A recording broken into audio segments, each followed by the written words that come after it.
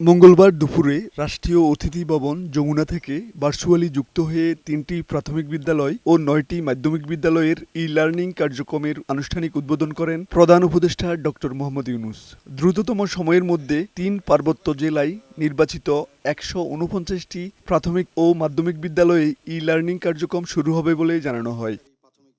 ই-লার্নিংয়ের মাধ্যমে পার্বত্য অঞ্চলে শিক্ষার গুণগত মান উন্নয়ন করা যাবে বলে মনে করেন পার্বত্য চট্টগ্রাম বিষয়ক উপদেষ্টা। পার্বত্য অঞ্চলে আমাদের শিক্ষার মান উন্নত হওয়া দরকার, যেটাকে আমরা কোয়ালিটি এডুকেশন বলি। আর্থসামাজিক উন্নয়নটা হওয়া দরকার, পরিবেশ উন্নয়নে আমাদের কাজ করা দরকার। এই ই-লার্নিং এর মাধ্যমে আমরা একমাত্র পার্বত্য এলাকায় কোয়ালিটি এডুকেশনটাকে এনসিওর করতে পারবো। ইন্টারনেট প্রযুক্তি সব শিক্ষার্থীর কাছে পৌঁছে দেওয়া হবে বলে জানিয়েছেন প্রধান উপদেষ্টা। বলেন, কেউ পিছিয়ে থাকবে না, সারা দেশের মতো পার্বত্য অঞ্চলও এগিয়ে যাবে। এই যে সুবিধাটা যেন আমাদের সবার কাছে থাকে, তাহলে দুনিয়ার অন্য ছেলে মেয়েরা যেভাবে এগিয়ে আসে তোমরাও তাদের সমান থাকবে। তোমরা পিছিয়ে থাকার তো কোনো কারণ নাই।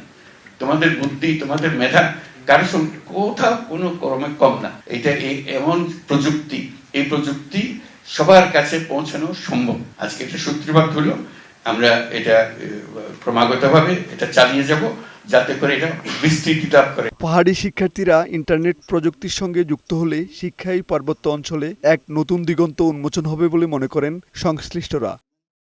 সাইফুল মাসুম, বৈশাখী সংবাদ, ঢাকা।